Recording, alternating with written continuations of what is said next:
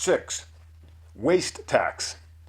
The individualists believe that the disposable mentality of the world must stop. For example, millions of plastic freezer bags all going to the landfill when one glass container could be used again and again. Or millions of plastic grocery bags when each individual should be responsible and bring their own baskets, usable again and again. The individualistic society makes its citizens very waste conscious early on in schooling and applies taxes for all non-recyclable wastes. All natural waste is to be dealt with on one's own land. Any other waste is to go to a Populus waste handling facility, where one has to pay a waste tax for any non-recyclable substances. This is an attempt to achieve a zero-waste society, or as close as possible to it. This tax is paid by individuals or companies dropping off waste. It will be calculated per pound and material type. Recyclable materials will not be taxed. Thus, if an individual avoids products containing non-recyclable materials such as styrofoam, this individual may never pay a waste tax. See page 148 for the waste table and how the individualist achieves virtually no waste. This tax rate is to be voted on by the local populace and is meant to be slightly high so as to encourage efficient thinking and avoidance of products which generate these wastes. The ignorant and slothful may try to burn, bury, or stockpile waste instead of thinking of solutions to initially avoid waste or pay the small tax. This is the origin of the environmental waste law, page 73, reprimanding those found burning, burying, or stockpiling unnatural or non-recyclable materials. All of the above taxes are cumulative. For instance, if a company is selling meat that has been unnaturally enhanced, and is wrapped in plastic that has been made from fossil oil, there will be 3 sin taxes applied to this item. The attempt of these taxes is not to generate revenue, it is to slow and eventually abolish these activities. Those who disagree with any of these taxes show that they obviously support waste, hazard, exploitation, and pollution. 4. Healthcare. Before beginning this subject, it must be noted that the figures available to the public are generated by groups either directly or indirectly affiliated with the organizations involved in healthcare, most of which have billions of dollars in profit at stake.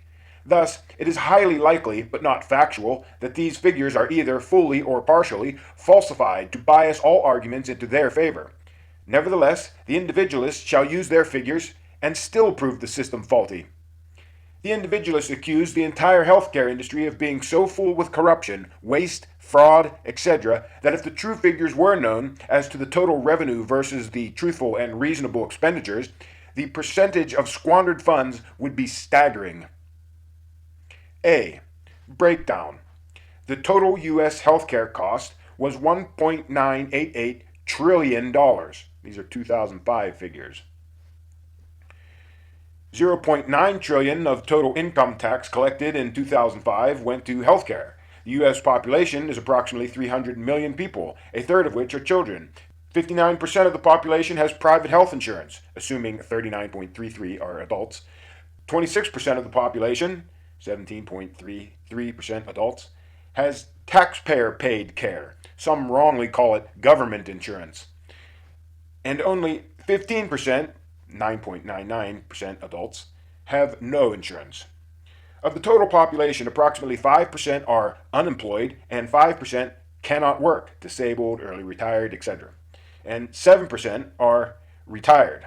Therefore, 75% of the entire adult population contributes by taxes to the taxpayer-paid health care, amounting to 45.4% of the total U.S. health care costs, which is $903 billion. Thus, the majority of the entire adult population already pays for practically half of the total U.S. healthcare costs with their taxes. Therefore, the U.S. is basically halfway to national healthcare. The remaining 54.6%, or $1.085 trillion, of the total U.S. healthcare is all private money. This will be examined in 2 parts. 1. Private healthcare, $694.4 billion, or 35% of the problem. It is assumed that a negligible few pay private healthcare costs and are also unemployed, such as a wealthy individual or the retired. Therefore, only the workforce is considered to bear these costs for simplicity's sake. About 63% of the entire U.S. workforce of 150 million people has health insurance. This is 94.5 million people, or 31.5% of the total population. However, being that half of the population cannot work, 33% children, 5% unemployed, 5% disabled, 7% retired, yet only 15% are uninsured. The labor force could be generally viewed as supporting themselves and the other half of the population. Thus, the total tax burden of $1.988 trillion falls on the 150 million people of the workforce, equaling $13,253 per labor force worker. A. 63% of the workforce pays private and government funding with their taxes, which is 94.5 million people, averaging $7,348 private health insurance burden per paying worker, in addition to the $7,333 health tax and out-of-pocket burden. In 2005, average private policy premiums were $10,880 for families and $4,024 for an individual, for a total burden of $14,681 per worker. B. 37% of the workforce pays only government funding, which is 55.5 million people, amounting to a $7,333 burden of health tax and out-of-pocket expenses per worker. Therefore, of the total U.S. citizens available to work, only 37% do not contribute to this part of the problem. Thus, only 63% of this portion of the problem is solved, or 22.05% added to the 50% from above. Thus, relatively, 72% of the U.S. is already leaning in the direction of a national healthcare scenario. To clarify, in a national healthcare system, all pay the same annual fee and are cared for equally. Hence, what was proven above is that 63% of the workforce is already paying this total fee, and 37% are paying half of it. Therefore, 72% of the U.S. is already paying the fees needed to establish national health to private industries who profit and lobby for the system to remain in the wasteful limbo between national healthcare and private healthcare at the expense of the workforce. 2. Private out-of-pocket and miscellaneous expenses of $390.6 billion, or 20% of the problem. A. Out-of-pocket expenses of $250 billion minus $12.5 billion equals $237.5 billion, 11.9% of the problem. Considering the out-of-pocket costs are roughly estimated to originate from each two workman types listed above, A and B, and are distributed evenly between the two groups, yet removing the 7% of the population that is retired and the 10% that are on other programs such as disability, both of whom are also paying some of these costs. Therefore, only 83% of the workforce contributes to this portion of the problem, paying $197 billion, adding 9.88% to the relative figure, making it now 81.93%. B. Other miscellaneous expenses of $142 billion, or 7.14% of the problem. This figure incorporates many questionable items, including $67.7 billion, almost half the total, for the construction of private hospitals and equipment, and unspecified amounts in spending in cafeterias, parking lots, and gift shops, etc., within the health facilities. Other funds are from philanthropy support. A satisfactory breakdown of the remaining $74.3 billion was not found. Thus, none of this can be added to the figure. Note: the amount of copay from the unemployed or disabled is considered double counted because an unemployed individual is receiving benefits paid by taxpayers, and thus his out-of-pocket expenses came from the taxpayers. Thus, it was estimated that half of the unemployed made some type of out-of-pocket payment, so 5% of the $250 billion, or $12.5 billion, was a double count, and that is why it was subtracted above. To briefly summarize, the U.S. is already relatively 81.93% national health care.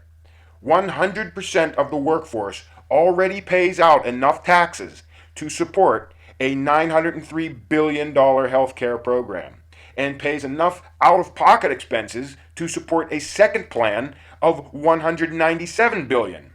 Both together total $1.1 trillion. Furthermore, 63% of the workforce supports a third plan of $694.4 billion. This remaining uneven burden could be evenly distributed for a national health plan of $1.79 trillion, equaling a decreased health care burden of $11,933 per labor force worker. This is $193.6 billion short of the present $1.988 trillion healthcare system. B. Important figures. Know that of the $1.988 trillion paid by the people's money, $100 billion is profit of the pharmaceutical industry, $11 billion is profit from the health insurance industry, $12 billion is HMO profits, $29 billion is private hospital profits, $68 billion is private sector construction and equipment, $150 billion is administration costs, totaling $370 billion. $152 billion in private profit would be practically eliminated in a non-profit national healthcare system.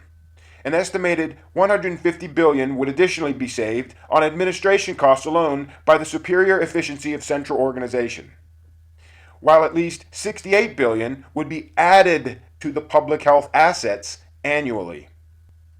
The following are not considered a priority: $87 billion on dentistry, $170 billion on nursing home and home health care, $100 billion on pharmaceuticals, $57 billion on miscellaneous professional care, private duty nurses, chiropractors, podiatrists, optometrists, and physical, occupational, and speech therapists, among others.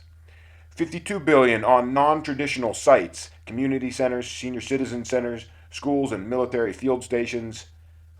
$5 billion on industrial services, healthcare or supplies provided by employer for employees at the employer's establishment. $40 billion on research, $57 billion on government health agencies, totaling $568 billion. This $568 billion must be left to the private choice of the people. These are non-vital cares, such as dentistry, a cosmetic care at the expense of the populace, having no rational place in national health care. Taking the insurance industry out of these categories will bring these costs down for those who truly need them. Too often, one with insurance is told that they need something when they do not, and are exploited for their ignorance, and the insurance company is sent an inflated bill, such as the millions of children running around with eyeglasses or taking pharmaceuticals, a heinous practice developed only over the last 100 years of mankind. Children's entire bodies are, quote-unquote, weak compared to that of an adult. They develop and grow strong over time and need not be interfered with. The individualists observe exploitations like this with horror. How many children's eyes and body chemistry have been forever altered because of money? Without insurance support, people would not go to these places unless necessary, being that they must pay the entire cost. Thus, these places will then be forced to lower their cost to maintain business, bringing the costs of all these barely necessary services back down to the rational earth. Nursing home and home health care services are not to be paid for by the collectively strong. They are places for the weak and the abandoned, and shall not burden society. The burden shall fall exactly where it should, on the immediate family.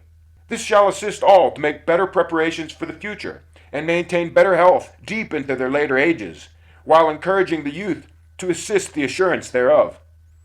This system is constantly exploited with preposterous overpricing, such as $75,000 per year as the average price for one individual's nursing home care. At this cost, one could outright buy one's own home and equip it with a live-in nurse for less.